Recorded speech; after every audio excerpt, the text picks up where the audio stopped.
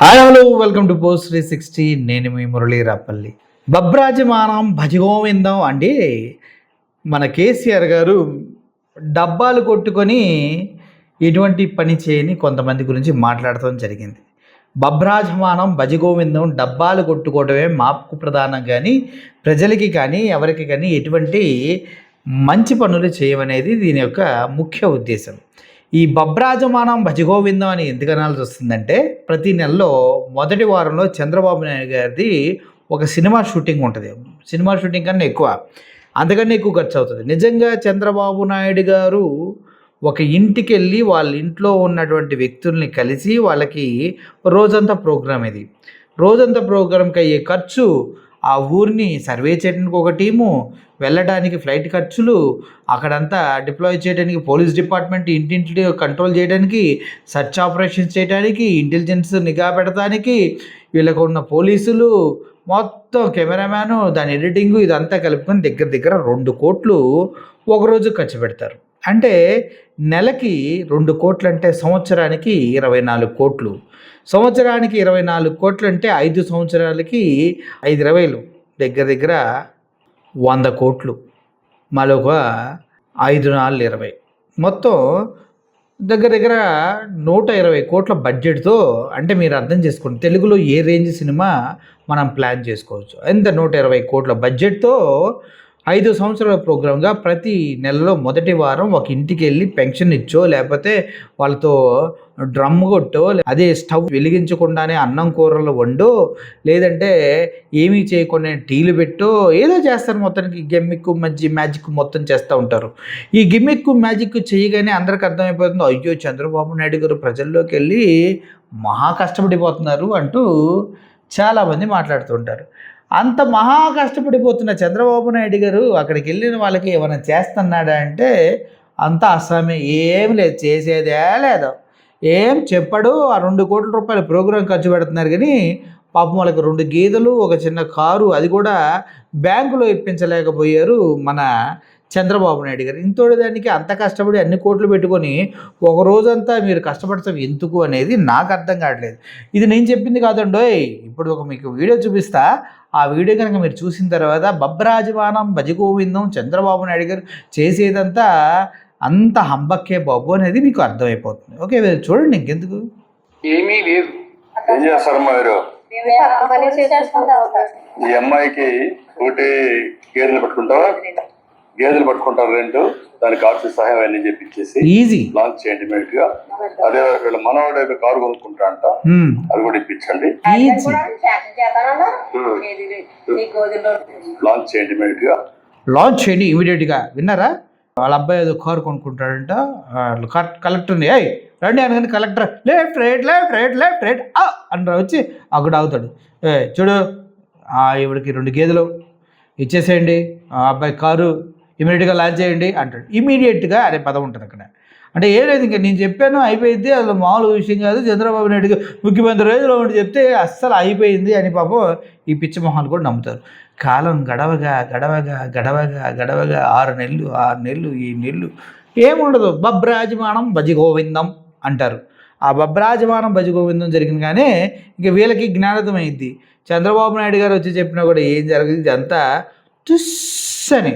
మొన్న చంద్రబాబు నాయుడు సతీమణి మాట్లాడుతున్నారు, నేను చెయ్యలేని హామీలు ఇవ్వలేనని, కరెంటు ఫ్రీగా ఇస్తానని చెప్పలేదంట. అది కూడా చాలా కామెడీగా అనిపించింది. పాపం నాకు దానిపైన వీడియో చేసే అవకాశం అయితే దొరకలేదు. సో ఆ తర్వాత ఇది చూడండి, ఆవిడ వర్షన్ వినండి. అదే వీళ్ళ మనవాడు అయితే కారు కొనుక్కుంటా అంట, అది కూడా ఇప్పించండి. అడిగాను కూడా శాంక్షన్ చేస్తానన్నా, ఈ గోధులో వస్తాయి, మనవాడికి ఏమో కారు శాంక్షన్ చేయించాను లోన్కే అనేసి అన్నారండి. అనేసి కలెక్టర్ గారు కూడా రప్పించి మాట్లాడారు. చూసారా, కలెక్టర్ గారు కూడా సార్ అనగా సార్ ఎమ్మటే చేసేస్తాను సార్, అసలు నేను సంతకం పెట్టిస్తాను సార్ అని కలెక్టర్ గారు అంటారు. ఏముంటుంది, బొబ్బరాజ్యమన్నా భజగోవిందం. చూడండి ఎట్లా ఉంటుంది ఎవరు. అప్పుడప్పుడు వచ్చి రాలి, ఎవరెవరో వచ్చి ఏదో అట్టుకెళ్ళి కూడా రాయించుకుని కూడా సంతకం చేయించుకున్నారు. ఏంటి అంటావు, అప్పుడప్పుడు వచ్చి అవి సంతకాలు చేయించుకున్నారు. ఎందుకు చేయించుకుంటారు? ఇచ్చేసినట్టు. ఆమెకు శాంక్షన్ అయిపోయింది ఇచ్చేసినట్టు ఆ సంతకాలు చేయించేసుకుంటారు. చంద్రబాబు నాయుడు గారు ముఖ్యమంత్రి హోదాలో ఉండి చెప్తేనే ఆవిడ బతుకు ఏం జరగట్లా. సామాన్యులు వెళ్తే ఈ కలెక్టర్లు వీళ్ళంతా పనులు చేస్తారండి. ఏం మాట్లాడుతున్నారు? వ్యవస్థలు ఎలా తయారైనాయి? సామాన్యుడిని పిండుకొని తినాలా, బలిసినోడు బలుస్తూనే ఉన్నాడా? సామాన్యుడు ఇప్పుడు బక్క చిక్కి ఇలా చిన్న చిన్న వాటి కోసం అరులు చేస్తూనే ఉండాలి. అటువంటి స్థితిలో ఉంచితేనే కదా మరి మనకు బానిసలు దొరికేది. సో అది కానీ అండి, కలెక్టర్లో వాళ్ళు వచ్చాడు సంతకాలు పెట్టించుకొని వెళ్తారండి. చేసేస్తాము. మీరు కూడా గుర్తుపెట్టుకోవాలి ఇవన్నీ. ఎవరిని సార్ ఇస్తానని ఇవ్వకపోవడాలు, రైతు బంధు ఎగరగొడతాలు, అమ్మ ఒడి సగానికి ఇవ్వడాలు, గ్యాస్ సిలిండర్ అసలు ఇవ్వకుండా మానేయటాలు, ఒకసారి ఇచ్చి డబ్బులు దొబ్బేటాలు, మళ్ళీ ఆడబిడ్డ నిధి అంటే దాని గురించి మాట్లాడకుండా పక్కదోవ పట్టిపోతాలు, నిరుద్యోగ వృత్తి అంటే దాని గురించి పక్కదోవ పట్టిపోవటాలు.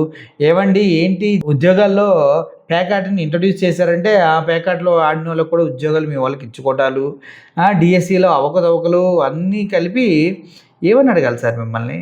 ఏం అడగాలి? ఏం గుర్తుపెట్టుకోవాలి? ఎన్ని గుర్తుపెట్టుకొని నెక్స్ట్ మీకు ఓట్లు వేయద్దు, అంతే కదా. మీరు స్వతహాగా చెప్పి స్వచ్ఛంగా వెళ్తేనే ఎంఐ బతుకు ఎవడో పట్టించుకోవట్లేదు ఆంటీది. ఇంకొంటే గాళ్ళు కబుర్లు చెప్పి అది ఇస్తాము ఇది ఇస్తామంటే ఇంక అయిపోయిద్దా? ఇది సిగ్గుండాలి కొద్దికన్నా, చెప్పేవాళ్ళకన్నా ఉండాలి, వినేవాళ్ళకన్నా ఉండాలి. ఏంది ఇది? కోసం కష్టపడి ఇచ్చినప్పుడు ఈ ప్రభుత్వం బాగుంటే మీరు కూడా బాగుంటారు. ఇక్కడ సబ్జెక్టు కరెక్షన్.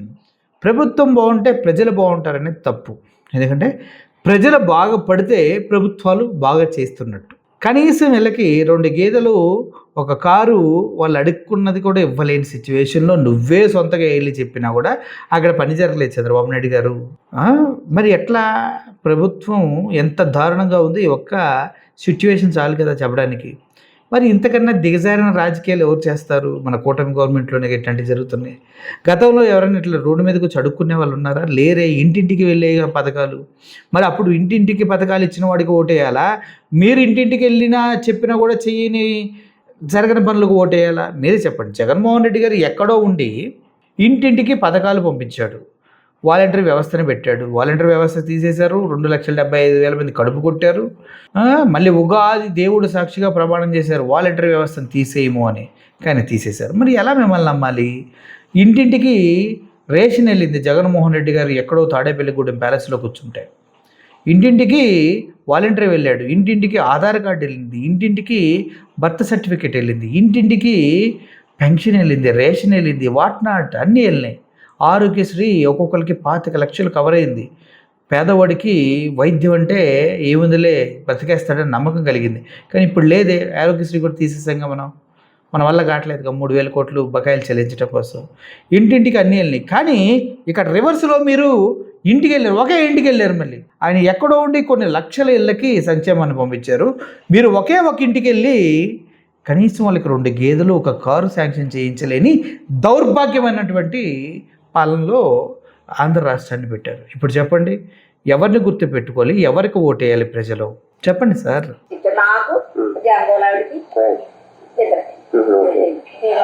అంతా ఒట్టిదే డబ్బా, బబ్రాజమానం భజగోవిందం.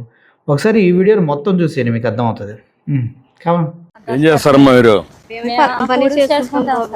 ఈ అమ్మాయికి ఒకటి గేదెలు పట్టుకుంటావా?